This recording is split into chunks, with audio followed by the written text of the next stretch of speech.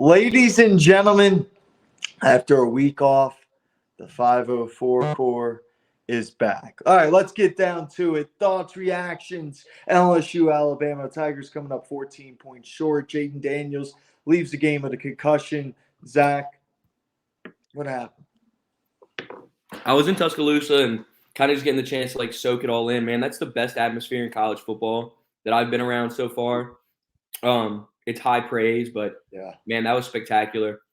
Everything about it was really, really nice up until, obviously the second half. Loved what Jaden Daniels and the offense were doing. Malik Neighbors is a stud, obviously, as a vertical threat. It's unbelievable. Defense held their own for a little bit. It was kind of like the bend, don't break type thing. And then, late in the third quarter, it broke. Look, you went and you faced a top 10 team in the country in their home stadium. It was going to be a tough battle from the jump. I liked the fight from the offense. I liked what I saw for the most part. But once Jaden threw that interception, that I think it was the first play of the fourth quarter. Once that happened, it was done. It was wraps. All the momentum swung their way. And then on that second possession of the fourth quarter, he got lit the hell up by Dallas Turner. It's targeting. Everybody who knows football knows it's targeting. It was one of he's known for it. It was with the crown of his helmet. He launched into him. Impact landed on him. You look up the definition of targeting, it's targeting. And look, after that, it was done. Garrett Nussmeier came in down 14 in the fourth, and you're not going to come back against a Bama team with a backup quarterback in that time. So it was done for. So, look, they played a good game through about 2.5 quarters, crumbled, folded like a house of cards. And here we are, 3 losses through 9 games. It's obviously not what this team wanted, but here we are. It is what it is. Jaden's going to suit up today in practice. Non-contact. He's going to go through stuff. From there, tomorrow, hopefully he'll be, back in contact drills and potentially play. We'll see if he can play on Saturday, but it's all about preparation. If they feel Nussmeier's more prepared because he's practiced more than him this week, Nuss will be the starter, but all signs kind of point towards Jaden suiting up. All right, Mike, let me toss this up to you. Matt House, what are your thoughts about his game plan on Saturday and thoughts overall on the team? I mean, just look at what Brian Kelly said in the press conference. What did he say? We should have had a spy. What is Jalen Milroe known for? It's for his legs. It's not his passing. He wasn't even impressive in passing. So just the fact that you even have this built into the game plan really shows a lack of coaching and lack of preparation, to be honest with you. And you still had 2 weeks to do this too. So it's not like you're on a short week or anything like that. You had 2 weeks to think about this, to prepare for it. And then it's just it's the same thing with Florida State. Everyone says states the obvious and then they state it afterwards. It's I don't get it. It's just really aggravating to see. And then when they showed him in the booth, when him getting frustrated, it's dude, it's the same thing happening over and over and over again. It's I don't understand what the issue is here. So, and then what the issue is, the secondary is horrible. Well, that too, but I mean the pass rush wasn't there either. I mean he sat there all day. They didn't have a spy. The secondary's not good. It's just not a good situation. And then I have no idea why Whit Weeks isn't seeing the field at all, or Deshaun Womack. I mean, you cannot tell me Omar Speights is better than Whit Weeks, and you cannot tell me Deshaun Womack does not deserve to be on the field. He played one play against Bama and had a pressure, one play. Womack's a different story. I agree with you, but there are things that he needs to do to put together before he's an impactful player, as a complete player. But for Whit Weeks, I wholeheartedly agree with that. He's better than Omar Speights. Omar Speights has been extremely disappointing this year, but when it comes to, it's going to take time with Womack, but Weeks needs to be on that damn field. And the secondary, I mean, Major Burns, he's posting after the game some, I'm glad you saw that.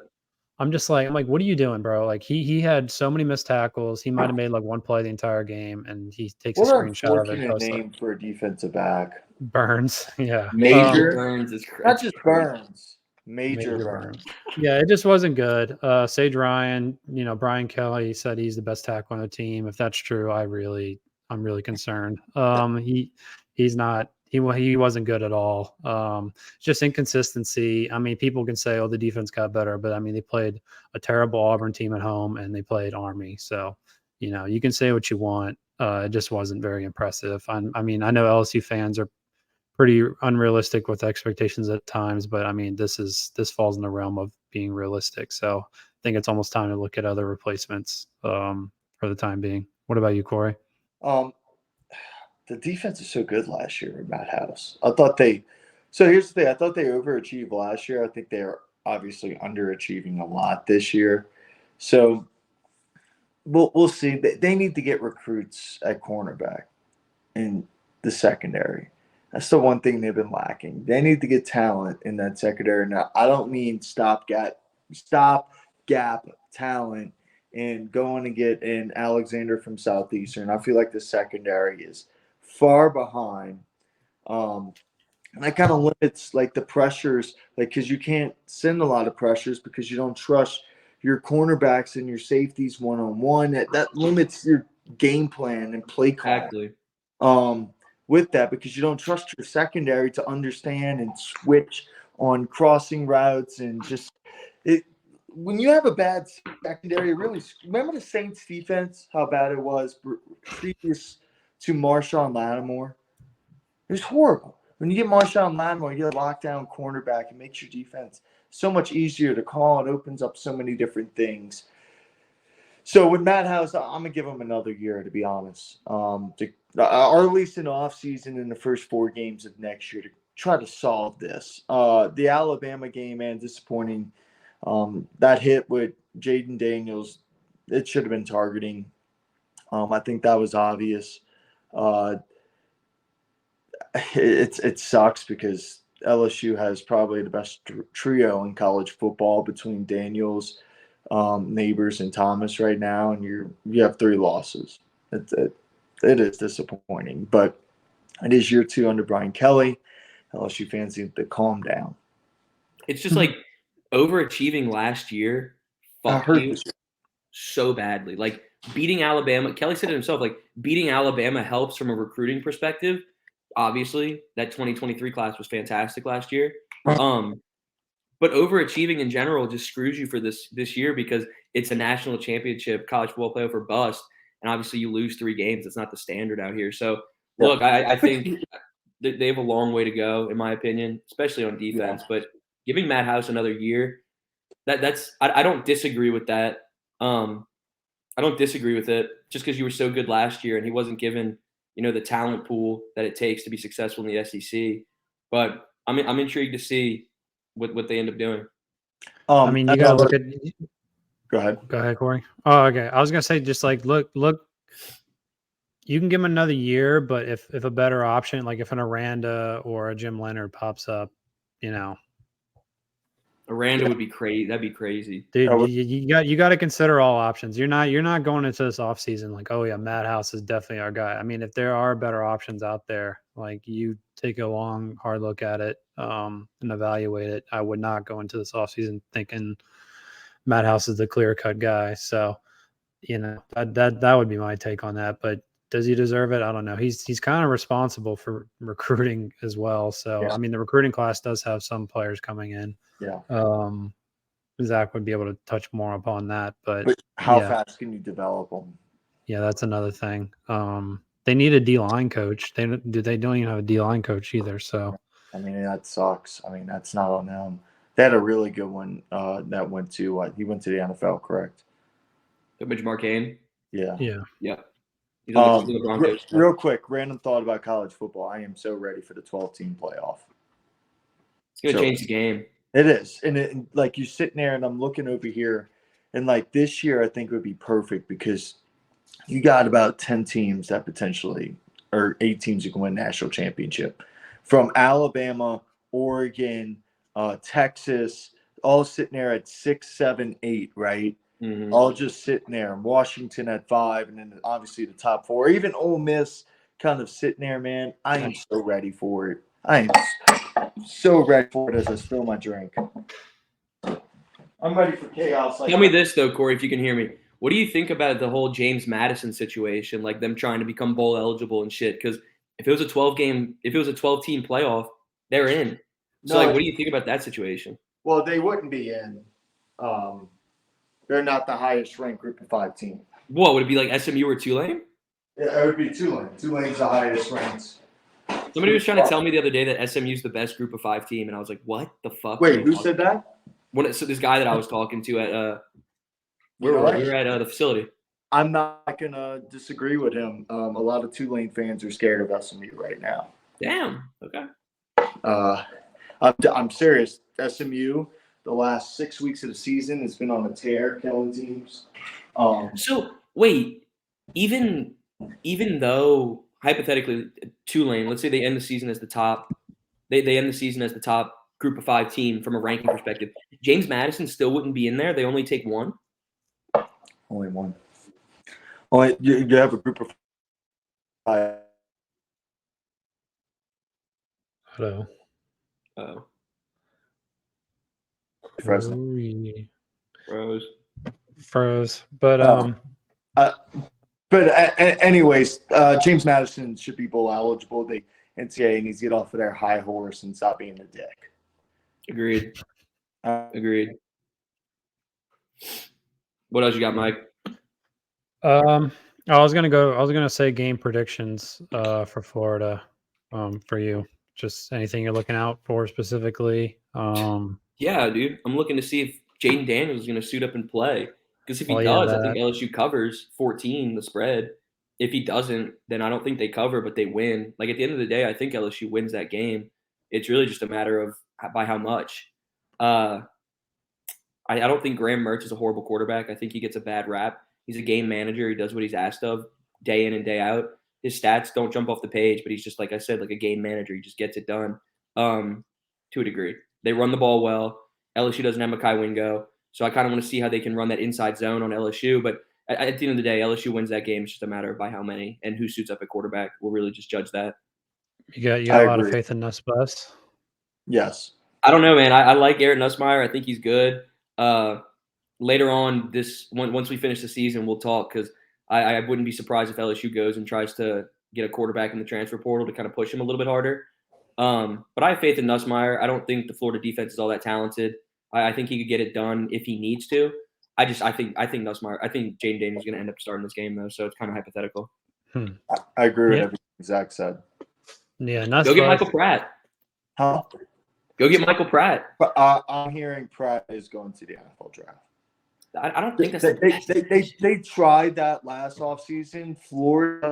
Both Florida and through Notre Dame threw Pratt a ton of money to try to go there, and Pratt wanted to stay at Tulane. I don't think this year would be the smartest move for him to go to the draft. It's such a loaded quarterback class. It is, but he's still going to be a 3rd or 4th round pick anyways. True. Well, that's the great thing about NIL at this point. It's like make 300. What do 4th round picks make? $400-500 million. Like Tulane. $400-500 million. No. I mean like 400-500,000. Yeah. Hey, bro, if you pass it up, $400 million. Yeah. I'm like 400,000 or 500,000, or like $1 million. Like what do 4th round picks usually make? So like NIL at this point. If Pratt would stay at Tulane, the Tulane's actually got a good NIL. If he would stay next year, you're the clear favorite again, and you actually go to the college football playoff. That's well said. Yeah, no, I mean NIL literally flipped everything upside its head. So NIL is also part of the reason why Tulane's the best Group of 5 team the last 2 years. Again, it's just like hypothetically, like I kind of shift the topics on what Mike was saying, but like I have faith in Nussmeier, kind of like what you're saying. Yeah, I have faith in Nussmeier, but long term, I'm intrigued to see if they go out and add a transfer portal quarterbacks. But as for this week specifically, look, whether you put Jaden or Nuss there, I think LSU wins. It's just a matter by how many. Yeah, my thoughts on Nuss, clearly has a great arm, clearly has talent, but he needs some control. Like I've seen him sail so many passes, and when you're in those big games and you sail a pass to that safety, like the leash becomes a lot shorter. So yeah, I agree. I don't think it'd hurt to bring in another guy. Just who that is, we'll find out. So you say Arch? Dude, who knows? I mean, that family wants nothing to do with LSU. Yeah, they're not. No, I heard Archer go to Tulane before LSU. That doesn't surprise me at all. Yeah, not surprising. Right, let's go to the Pels. All right, so Mike, a couple of weeks ago. Here we go. I said that I didn't think Jordan Hawkins was an NBA player. And my reasonings is he's not great defensively, which he hasn't shown. And I wasn't a believer in his shot consistently followed. He proved me wrong. With that, throughout the season, been very impressed with his even playmaking abilities, his shooting. So I apologize to Jordan Hawkins. The Hawk man is what you needed, and Mike was right, and he hit the nail on the head there. So that's all you're going to get from that. But watching the Pelicans and the Nuggets and covering the game on Tuesday, it was clear to me that this team is better with Zion facilitating than Brandon Ingram. And there's no doubts about it. You saw the first half, they put up 71 points. There's wide open shots. Zion brings the defense in, creates where Brandon Ingram he dribbles the air out of the basketball sometimes. He's lackadaisical on defense. I know Zion's out tonight because his baby mom is about to have their daughter. So, I mean, I understand that. But I think Zion is, whenever he's on playing, he's the focal point of this team. Yeah. Going back to Hawkins, it's just summer league. I mean, yeah, that was the main argument I had. Just don't put much stock in it. But yeah, he's looked really good at times, and other times he's looked like a rookie. He could be a little more efficient at times, yeah, but he's looked really good. You definitely see the player that he was drafted to be. So yeah, that's the main thing. And that 31-point game, that was incredible. So I literally cannot wait till Trey Murphy, Matt Ryan, and Hawkins are on the floor with Zion. Like, I cannot wait. Trey's coming soon. I talked to Trey before the game, and he looked pretty good. He was warming up. He's about 3 weeks away. Not reevaluated in 3 weeks. No, Trey looks good. Trey's in good spirits. Jose looked good as well. Dude, I'm just so tired of these reevaluated in 2 to 3 weeks, and then that shit's annoying as hell. My skepticism with the Pelicans is just like it's an all-time high with this injury shit. But going back to Zion, Zion hasn't looked like Zion. From what I've seen, from what I think it is he's not in complete playing shape. Believe it or not, Zion in 2022 October, he averaged 21 points on 50% shooting. This year, he's averaging 22% on 57% shooting, and then November he went up 2 points, and then December he went up 6 points. So I think Zion will catch a rhythm as well. But yeah, he almost had triple double. He had 20, 10, and 9 on Tuesday. So he's still efficient. I think he's still playing better than Brandon Ingram. No, he's definitely playing better than Brandon Ingram, but I just feel like he hasn't hit that Zion gear that we're all accustomed to. And I think as he plays along, as he gets his body more attuned, I think he's gonna go off the next few months. But the other night I was questioning whether or not Brandon Ingram and Zion could play. It was pretty much that bad. Just Ingram looked disengaged. Ingram looks disengaged, randomly throughout the season. Last night was definitely kind of concerning, and that was the first time I really questioned it. So, Zach, what do you think about the Pelicans right now? Look, man, right now I just feel like Brandon Ingram can't really shoot a pebble in the ocean. I just feel like his playmaking and everything else isn't really up to par like we're used to seeing right now. I don't know if it's a matter of him and Zion coexisting at all. I'm not quite sure if that's it at all. But what I've seen from Zion, like you said, it's going to take time for him to get back into game shape, get back into a rhythm. Like you said, you pulled up the numbers. October, November, December, it's a steady progression from his overall game, from points, production, efficiency, everything. So like you said, I think it's going to take some time to get there. But kind of like hitting on what Corey said, bro. I'm Jordan Hawkins, dude. Like, I've been so thoroughly impressed with what he brings to this team right now. I just want to see what him and Trey Murphy do. I want to see if they can coexist. Because they definitely will. Yeah, because they're both. I mean, Trey can play defense and shoot. I just think, dude, me and a Pelican staff member, will not say his name, before the game, we're talking about Trey Murphy, and he was telling me whenever Trey hits the floor, Trey's going to blow up. Trey's going to be a 20-point scorer. He shoots well. He's the perfect fit alongside Zion. And he said it makes Brandon Ingram expendable because Brandon is a high volume player. He needs the basketball in his hands. And I love Brandon Ingram. I do. But there's more efficient ways. And you saw that on Tuesday night with Brandon. He's not shooting well. He's got 5 turnovers. He's confused on defense. There's like a lot of non-winning basketball things. What do you think? Trey can step in and be the more complete, not complete player by any means, because BI's an all-star. But like, are you saying like Trey could step in and kind of like carry somewhat of a load and be more, I guess, a better piece to the puzzle because he's so much more versatile, I guess? Yes. And you have Trey Murphy and Herb Jones defensively. Interesting. That can switch anything. All right. Question. Do you think Brandon Ingram will be on the Pelicans roster next year, the start of next year? I mean, yes, because David Griffin loves him. But you're getting to the point where you got to pay everyone, and he's due for an extension. So, like, you're going to have to pay Murphy. You have to pay Murphy. I'm glad we got Herb Jones on $12, $13 million, whatever his contract is. Steal.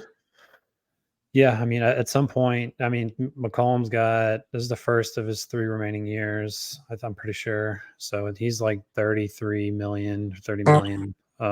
Zion obviously has a pretty hefty contract. So you can't pay all these guys. So, you know, I could see what you're saying. Like they kind of just move Murphy into that role. You go get a guard with Brandon Ingram. Like what guard though? What about like Detroit, like where you go get Ivy and someone else, just salary match it, Bogdanovich, first round pick. I'm not ready to have like full trade Brandon Ingram. No, I'm not either. But like, it's not inconceivable that he's not on the roster next year. I agree.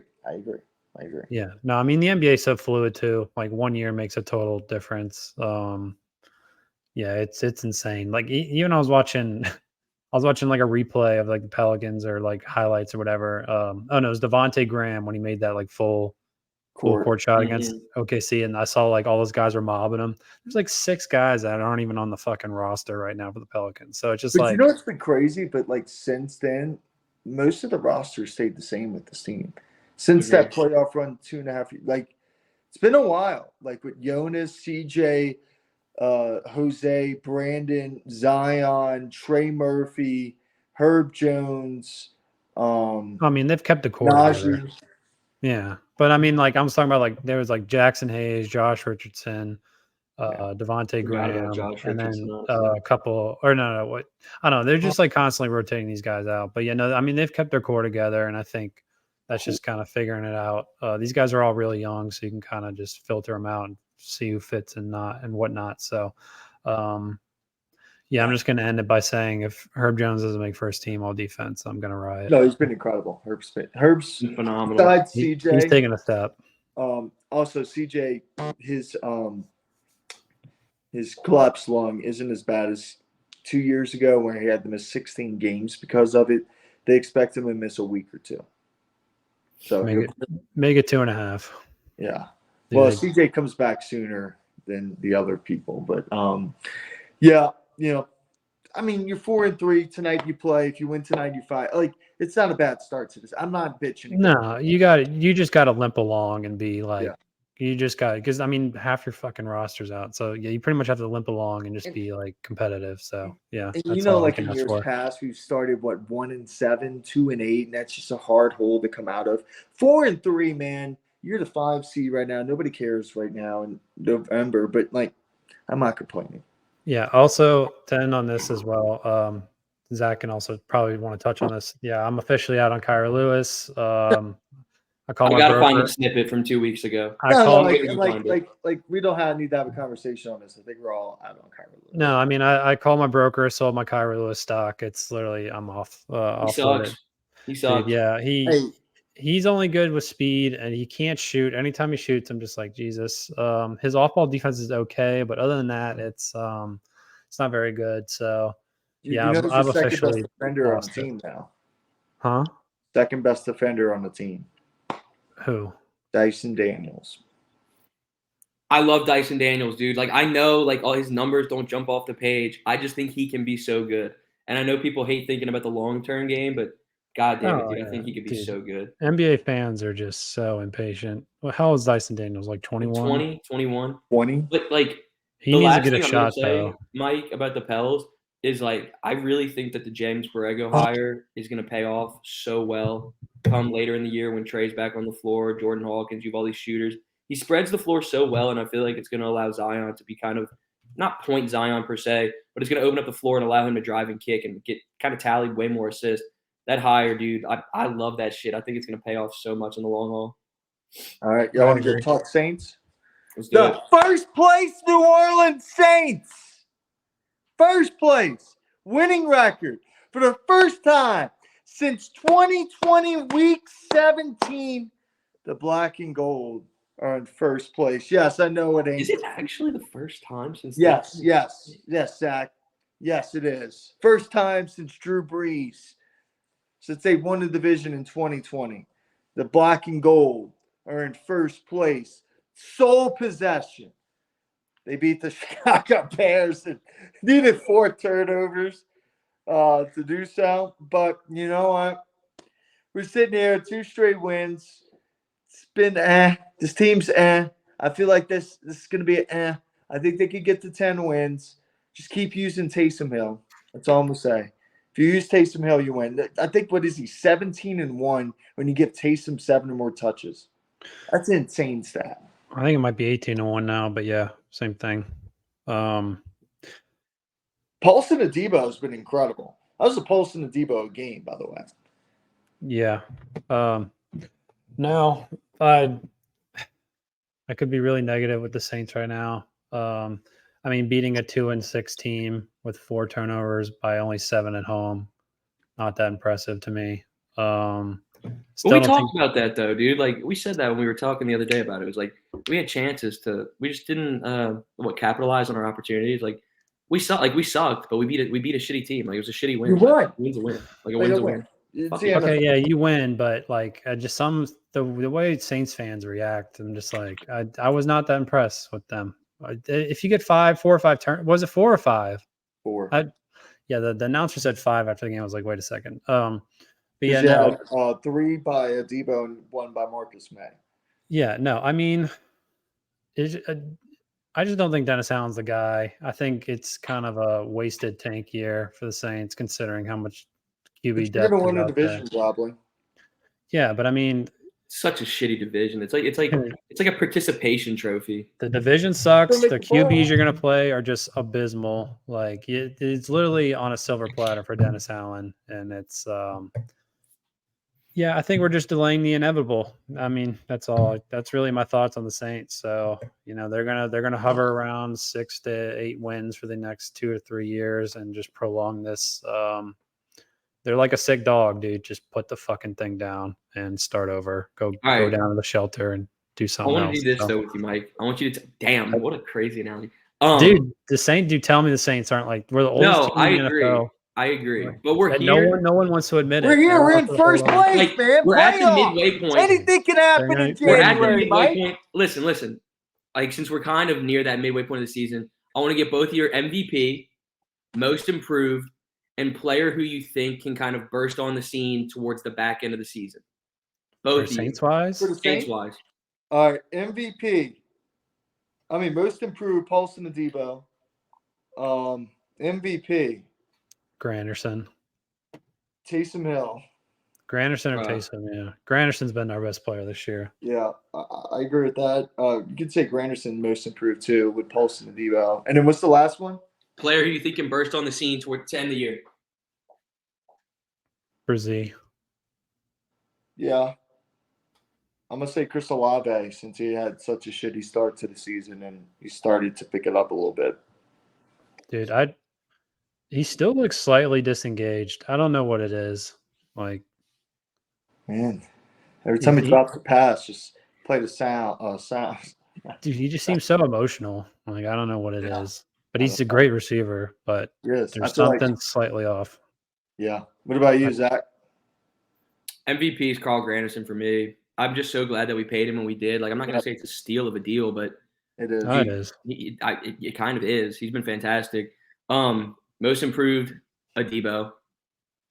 I'm gonna have to agree with you on that, which I hate to even do that. Yeah. And then player who I think can burst on to end the season, dude. Like I don't know, like I want to see Shaheed get the ball in his hands a little bit more, but Olave is the type of guy who like can honestly he has so much upside, and I just want to see him and Derek Carr get on the same page because I feel like they've been in completely like they just haven't been in tune. So I feel like once they do, it'll unlock a whole different element to this offense. So yeah, I mean, unfortunately, gonna have to agree with you on every single one, except for you said Taysom instead of Granderson, right? Yeah. So we're all on the same page, honestly. Yeah, Saints are pretty cut and dry. Like, Yeah. So you got the Vikings this week on the road against Josh Dobbs, who made a miracle comeback against the Falcons. Predictions? Mike, you go first, man. I know you got to go, Zach, so we'll finish this up right here. Low scoring. I can't see the Saints scoring more than 24 points or 21 points. So first one to 20 wins. Yeah, I'm going to say 23-20 Vikings. I think Groupie misses a field goal late, I think. Dude, what a bust those two, the Saints kicker and punter had been. Yeah. Dude, Thomas Morstead 2 weeks ago had Is he actually having a career year? Like everybody's talking Yes. about that. I didn't even know that. Dude, he had 3 punts inside the 5 2 weeks ago. Thomas Morstead. And then Will Lutz, I got in trouble a little bit. Not really. I didn't really get in trouble, but I said Big Nuts Lutz on TV. That was so fucking funny. That clip you sent me, she looked so mad. I was laughing so hard. She didn't know what was going on.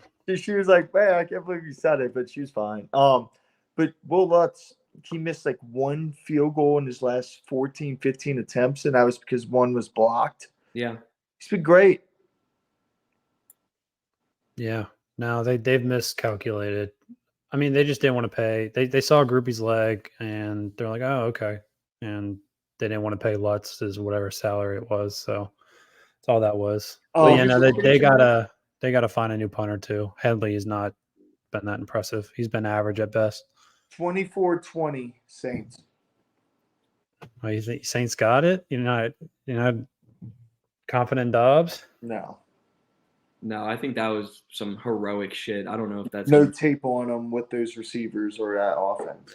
Oh yeah, wait, didn't Osborne go down too? Yes. Oh yeah, no. I could see like 13-10 or something like that too. I don't see these teams putting up that much. They can't. What you got? I would say like 27-21 Saints. Pray to God they can get to 27. What's the spread? What's the spread? Real quick. The Pels need to win tonight because I do not want to see that NBA Brazil fucking like the dude. That's been so funny. Saints by 2.5. Is that what the spread is? Mm-hmm.